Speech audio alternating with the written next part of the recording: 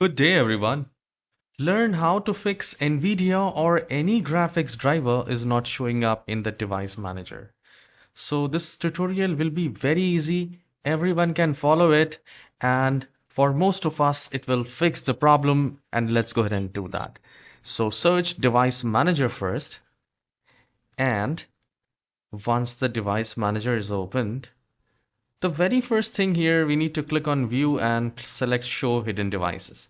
That's the first step you need to do in the view section, and then see if that graphics is showing there or not. If it's not showing, not a problem. Minimize that and go do a right click in the settings, start button, and then go to settings, and then go to Windows updates. And then we will go to advanced option, or just go to update history. Now in update history,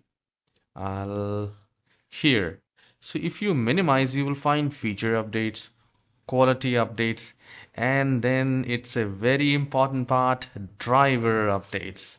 So if you have some pending driver updates, that could be a problem, and you need to download and install those.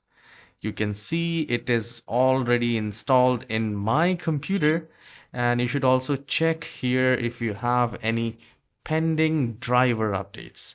If it's pending, install it and restart the computer. For most of us, this will fix the problem. If you still have issues, do let me know in the comment section.